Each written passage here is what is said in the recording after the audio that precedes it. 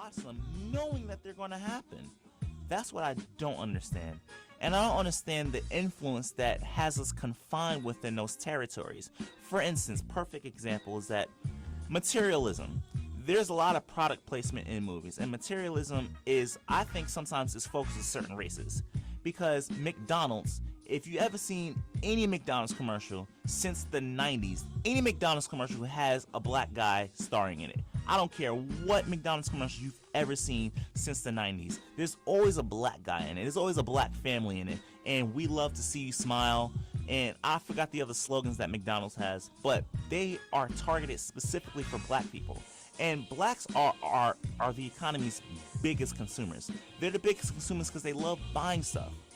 One of my friends told me a story recently about how blacks in general, and this is very true because I know this because I'm black myself, and I fell victim to this. It's unfortunate, but it's true. And it's not just that black people do it, because a lot of other people do it, but it's just most common with blacks, is that blacks are very materialistic, that they'll go and buy things when they know they don't have the money for it, and then people know about that. That's a known thing, and people take advantage of that.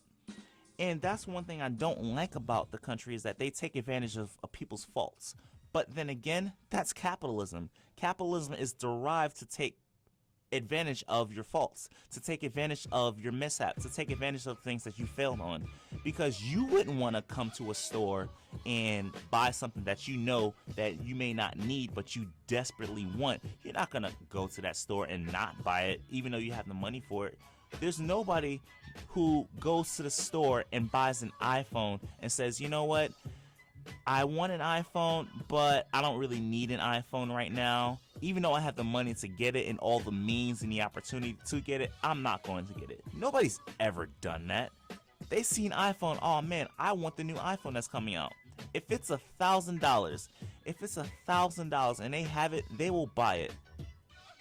And I swear, I learned my life lesson when I did that before. I had a Sprint phone that was off for a while and I had to get back to Sprint. So I paid a hefty amount to get the iPhone 5. I think I paid almost full price for it. And not full price with the plan. I paid full price for that phone. And it was equivalent to full price because I had to get my phone turned back on. I had to get Sprint to set my service again. And then I actually had to buy the phone for $200. And I spent all of that money. I could have bought a regular touchscreen phone. I could have bought a BlackBerry and been cool with it. But the thing is with Americans that we're so materialistic, we have to have these things. This shirt right here I got from a club giveaway, a club shirt giveaway. They was giving away shirts and they gave me this shirt. This lanyard right here was for free. This hat here was for free. These headphones are not even mine. I'm borrowing these from people.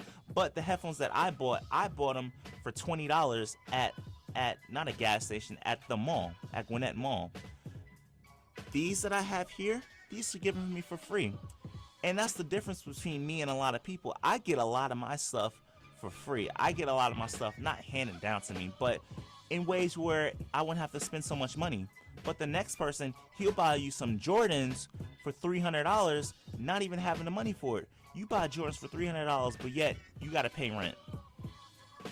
Now you know damn well that's not a good idea. Why would you do something like that?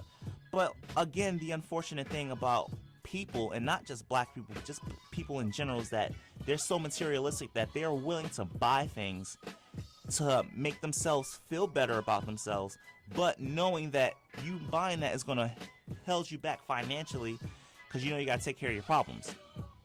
And that's like a universal thing, and I've noticed that that's a universal thing because one of my friends does it. Like, he buys the most expensive things when he has so much necessities to take care of. I asked my friend and say, hey man, don't you have a cat that you gotta feed? Why are you buying this $200 gift card? He's like, cause I want it. I was like, bro, you don't have any cat food. Feed your cat. Feed your feline. Hashtag feed your feline. Feed them. You need to take care of this before you take care of, a $200 gift card. And I asked him, what are you gonna do with the $200 gift card? Are you gonna buy yourself like a suit or something like that, or whatever. He said, nah, man, I'm just gonna I forgot what he said, but it was something really petty. Something really petty. I think I'm gonna spend it at like Dave and Buster's or something like that. I was like, bro, no. America is so materialistic, it's not even funny. Like I said, McDonald's, Targets, and they know all these, they know that you're being subjected to it, so they push it. They push it and push it and push it until you have no more money, until you have to go to the bank, until you have to declare bankruptcy, until you have to borrow money from your friends, from your family, until you have to buy a credit card, and then that's going to put you even more debt. That's going to put you even more debt. And then you got to pay taxes. Then you miss your taxes returns. And then you're going to be even so much debt that you're going to have to go to jail from tax evasion. They do all this to you. And that's what's so crazy, is that all this leads up to capitalism.